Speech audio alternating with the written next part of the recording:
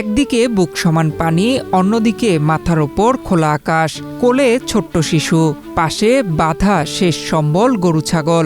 এই রেল লাইনই এখন হাজারো মানুষের নতুন ঠিকানা। চুলার আগুন জ্বলেনি ২-৩ দিন। ক্ষুধার কান্না, অনিশ্চয়তা আর বেঁচে থাকার লড়াই এখন কক্সবাজারের চকরিয়া ও পেকুয়ার মানুষের প্রতিদিনের বাস্তবতা। আজকে সারাদিন খাই নাই আমরা, কি করছি বুঝিনি। রাত্রে পানি উঠে গেছে, চুলার মধ্যে আগুন ধরাতে পারিনি। এগুলো নিয়ে ভবনের মধ্যে কোনো রকমের খাইয়ে বাঁচতে হবে আমাদের।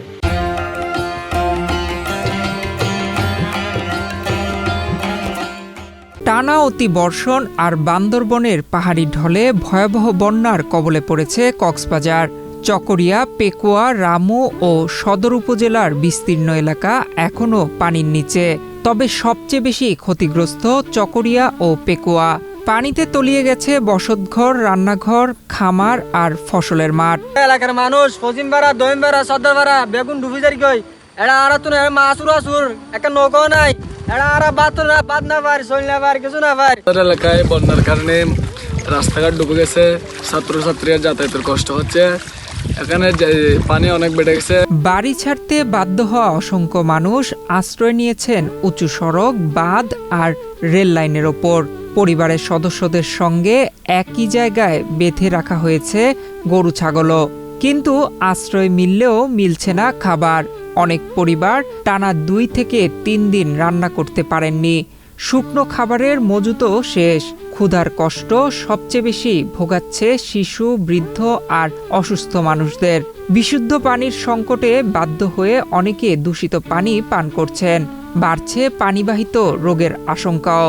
বন্যার পানি উঠতে গরু চাল ডুবি গিয়ে গই এই বেলা ইয়ে লইয়ে একজন পার করে দিয়ে পারতুন পালানো হয়তো হানা পিনে রাঁধুন নেওয়ার হাইনি হয়ে রেটে গরু চালু তো ডুবি আর এখন রোড ডুবি গিয়ে গই গরু চল সামালি নেওয়ারি পানি উঠে তো বাতা খাই না ভাইরে রাঁধি না ভারি চোলা তোলা ভিজে গিয়ে গরু চল ফার করাই দিই ইয়া দান টান ভিজদার গই পানি বেশি, বাড়ের বেশি, পরিস্থিতি বেশি খারাপ আর এখন চলাচল বেশি কষ্ট।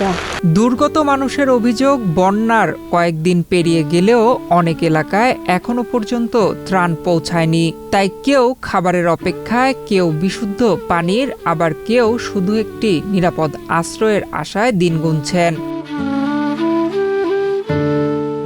এরই মধ্যে তলিয়ে গেছে অসংখ্য গ্রামীণ সড়ক। অনেক এলাকায় নৌকা ছাড়া যাতায়াতের আর কোনো উপায় নেই। ফলে দুর্গত মানুষের কাছে ত্রাণ পৌঁছানো হয়ে উঠেছে কঠিন। বিগত কয়েকদিনের বর্ষণে এবং এখানে অনেক জায়গায় বেড়িবাঁধ সহ বিভিন্ন বাঁধ ভেঙে, বিভিন্ন দিকে ভেঙে বিভিন্ন জায়গায় পানি প্লাবিত হয়েছে। মানুষজন পানিবন্দী অবস্থায় আছে এবং গত রাতেও আপনারা জানেন পেকুয়া সদরের যেটা সাকরপার মেহের নামে ওই অংশটা ভেঙে প্লাবিত হয়ে ওইখানে বহু মানুষ পানিবন্দী হয়ে পড়েছে। বারোবাকি আমরা আসার সময়ও দেখলাম, আপনারাও হয়তো দেখেছেন যে অনেক জায়গায় মানুষজন পানিবন্দী অবস্থায় আছে। চেষ্টা করছি সকল পানিবন্দী মানুষের জন্য শুকনো খাবার এবং যতটুকু পারা যায় মিনিমাম একটা ত্রাণের ব্যবস্থা করা। জেলা প্রশাসনের দাবি, বান্দরবনে অস্বাভাবিক পাহাড়ি ঢল ও টানা ভারী বৃষ্টির কারণেই এই ভয়াবহ বন্যা পরিস্থিতির সৃষ্টি হয়েছে। দ্রুত দুর্গত মানুষের কাছে ত্রাণ ও প্রয়োজনীয় সহায়তা পৌঁছে দেওয়ার আশ্বাস দিয়েছেন তারা। আমাদের ৭১টি ইউনিয়নের মধ্যে প্রায় ৬৯টি ইউনিয়নই ক্ষতিগ্রস্ত। প্রায় ২ থেকে ২.৫ লক্ষ লোক পানিবন্দী আছে। তবে সৌভাগ্যের বিষয় যে গতকালকে থেকে বৃষ্টি অনেকটা কমে গেছে, পানি দ্রুত নেমে যাচ্ছে। আমাদের কক্সবাজারের জন্য সরকারের পক্ষ থেকে ইতিমধ্যে ৩০ লক্ষ টাকা এবং ৪৫০ মেট্রিক টন চাল বরাদ্দ দেওয়া হয়েছে।